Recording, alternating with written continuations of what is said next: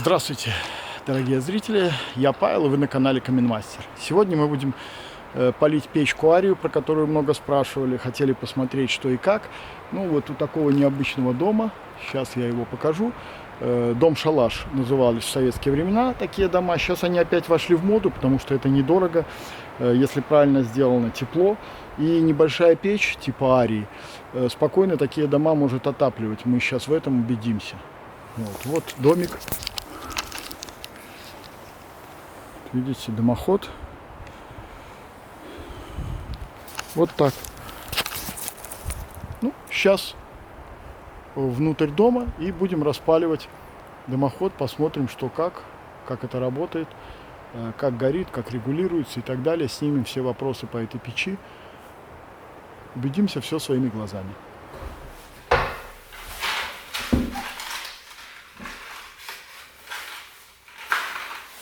Распаливаем Арию, которая уже долгожданная. Так, сюда у нас подкрыт. Распаливаем спичками, попробуем, без газовых горелок, без ничего. Так, как классически это делают обычно. А мне кто-то вот советовал такие ежики парафиновые, я купил, очень удобно. Да, они быстро распаливают. Ну, я тоже парафиновые подложил, такие, есть специальные брикеты. Ага. Все, когда распалили, обычно не полностью прикрывается, как любую другую печь. И можно чуть-чуть так вот, чтобы воздух проникал. Чем больше воздуха, тем быстрее произойдет розжиг. Ну, на сухих дровах, естественно. Потому что пусть разбирается.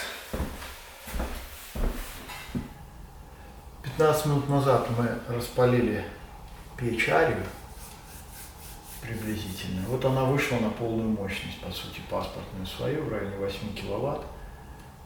Даже, может быть, с некоторым избытком. Сейчас покажу какие-то регулировки. Вообще, по паспорту регулируется нижней ручкой.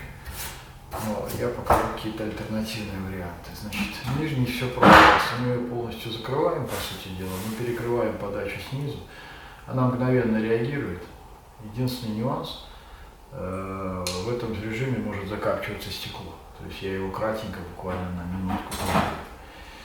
Идеальное положение это риски снизу. Первая и вторая. Вот она притихла, горит, так скажем, умеренно. Ну и на первой риске она будет постепенно оседать, и будет такой режим близкий к номинальному. Сейчас печь работает, по сути, на воздухе с дождем, который не перекрыт. И воздух, который поступает через переднюю щель. Если прислушаться, слышно, как он подбывает, то есть засасывает. Но есть еще один простой способ, можно дать ей разгореться и перекрыть шип. Можно полностью, можно не полностью. Если его полностью перекрыть, у нас резко осядет тяга, она уменьшится практически в 2-3 раза. И, соответственно, горение станет спокойно. При этом воздух по-прежнему поступает и снизу, и сзади, и сверху, со всех отверстий. Вот комбинируя эти все ручки, можно добиться практически идеального горения, которое нравится. Вот. В данном случае задача стоит максимально прогреть печь, поэтому я прокрою снизу немножко. Вот так, как производитель рекомендует между первым и вторым делением. Может быть немножко шире. К слову, если мы закрываем шибер, мы убираем гул, кого он напрягает из-за щели в стекле. Из-за падения тяги поток воздуха резко сокращается, скорость уменьшается, и, соответственно, все это начинает спокойнее гореть и меньше звуков каких-то посторонних. Но это обычно играет роль ночью, когда люди спят и бывают какие-то посторонние звуки отвлекают. Вот я ее перевел, наверное, в режим близкий к номинальному. Вот так она может гореть на 8 киловаттах. Но здесь закладка небольшая, она, скорее всего, сгорит за час. Потому что в реальности я заложил тут навряд ли больше 2,5 килограмм, пусть даже дубовых поленьев. Все пока чистенько, аккуратно, хотя потенциально печи такой ценовой категории, верхней части, вот здесь вот, они склонны к подкапчиванию, но это процесс не быстрый. То есть те, у кого за час закапчивается, или руки кривые, или дрова мокрые. Обычно этот процесс может длиться там 3-4 часа, и тогда какой-то налет на стекле появляется либо снизу, либо с боков, либо сверху. В тех зонах, где прогрев плохой стекла, пиролиз не работает. Вот, собственно, и все. По корпусу прошло 15-20 минут.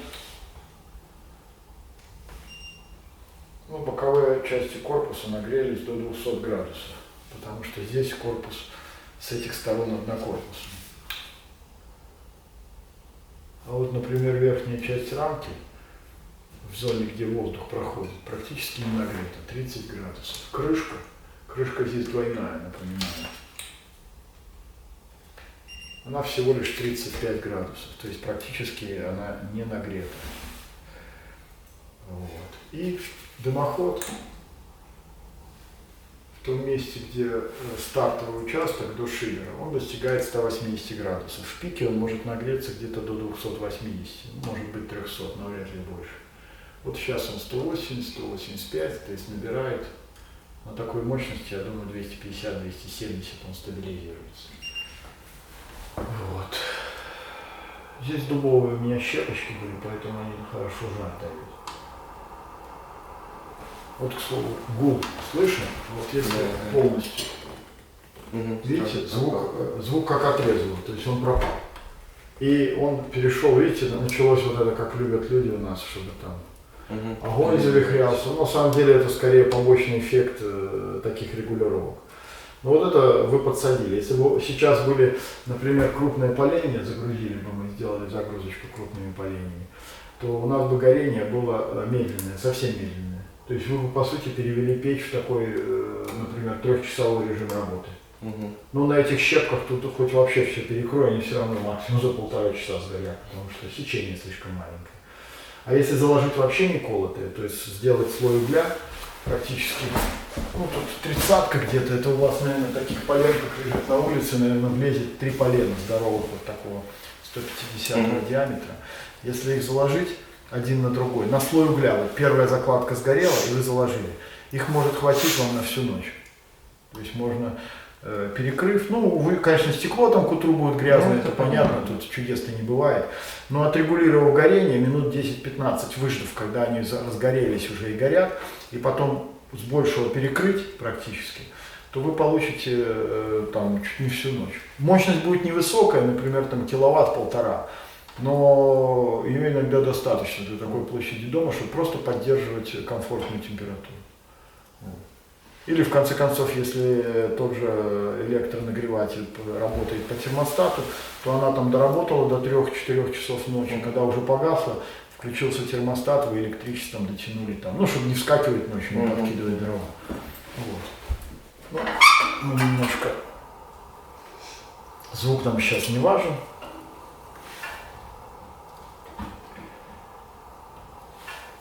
Да, четко, ярко выражено все это горит. Просто было у нас пару заказчиков, не у нас точнее, они были скорее с России, мне там писали, у которых быстро подкапчивалось стекло. Но у них 100% были мокрые дрова. Я просто хотел убедиться, потому что то, что продавалось все в Беларуси, все печи, все без вопросов. То есть все нормальные, чистенькие, хорошо все.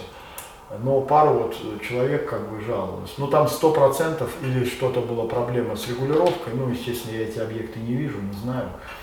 Я думаю, что просто были сырые дрова. Потому что самая вероятная причина сильного закапчивания, самая сильная, это сырые дрова. Потому что мы здесь топим все, какой-то минимальный, совсем мизерный налет и все. То есть, как у любой печи такого класса, ни хуже, ни лучше, все совершенно одинаково. К слову, она уже, наверное, хорошо прогрелась. Сейчас померяю, что в корпусе. В таком умеренно среднем режиме. Да, 300, за 300 мы зашли. В верхней части под 400. Вот это, по сути, максимальная температура, такая нормальная, допустимая для таких печей. 380. Это самые горячие узлы. А ножка у нас по-прежнему 10 градусов. То есть, по сути, температура дома. Сзади у нас, сюда в бок практически, тут на штатном экране 90 градусов, который заводской.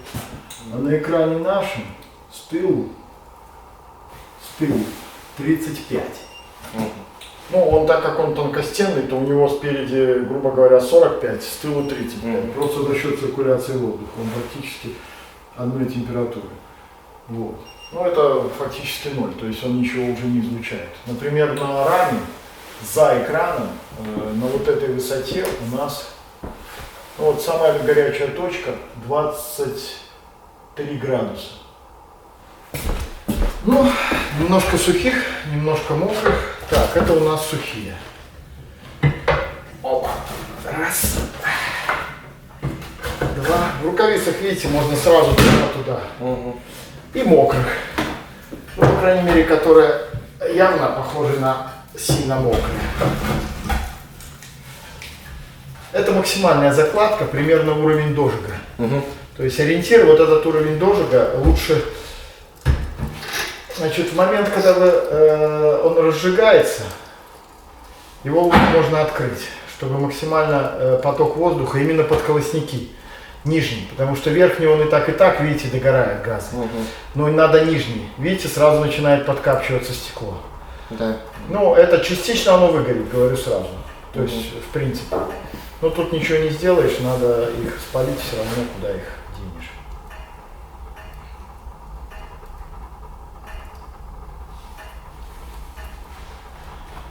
Потому что сырые дрова, когда они не горят, они очень быстро влияют на стекло. В то время как до загрузки оно было там кристально чисто, практически процесс, к сожалению, очень быстрый. Ну, просто в следующий раз смотрите, если тяжелое полено, ну, вязанка, если очень тяжелая, это 100% мокрые дрова.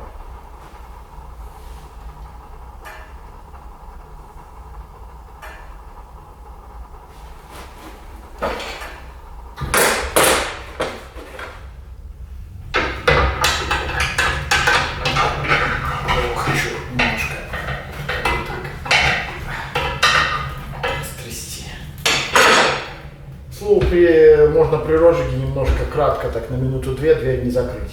Тогда очень резкий подхват, даже если топливо сырое. Что сейчас, по сути, видно, да.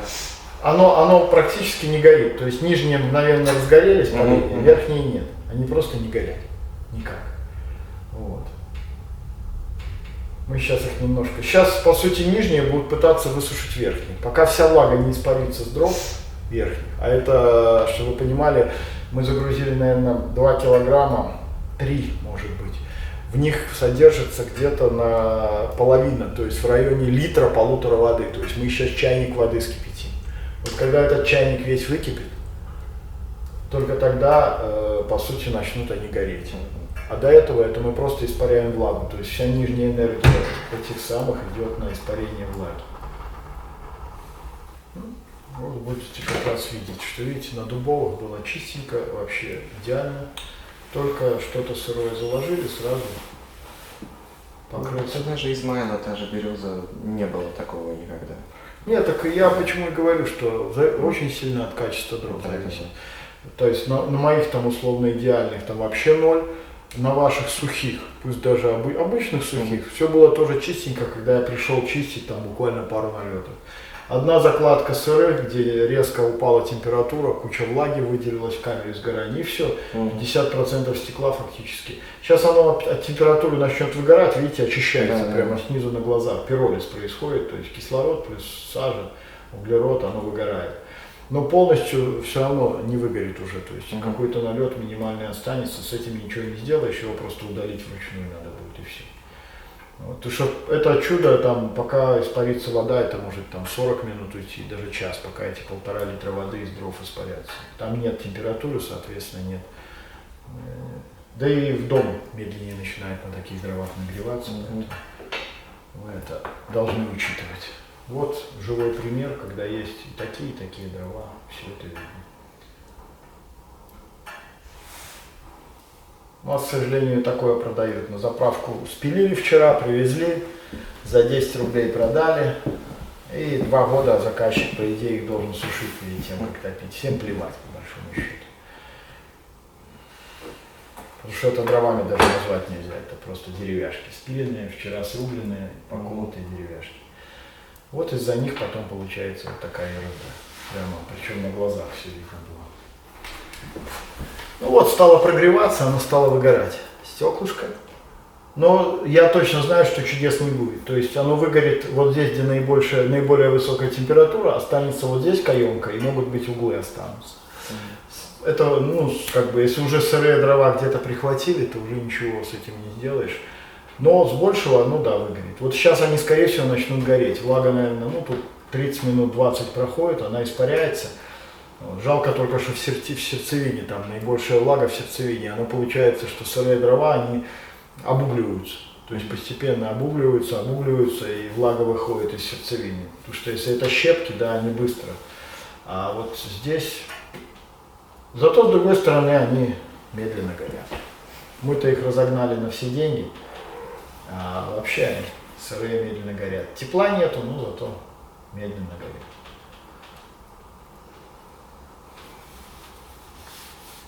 Так что вот все понятно. На сухих дровах все вообще идеально. На нормальных дровах тоже очень хорошо. А на мокрых все плохо. По крайней мере, сразу так точно плохо. Да, все сгорело, что мы заложили сразу 3 поленца, они полностью сгорели. А 3 бревна, которые мы заложили мокрых, они, красавцы, лежат целенькие, только слегка обуглились.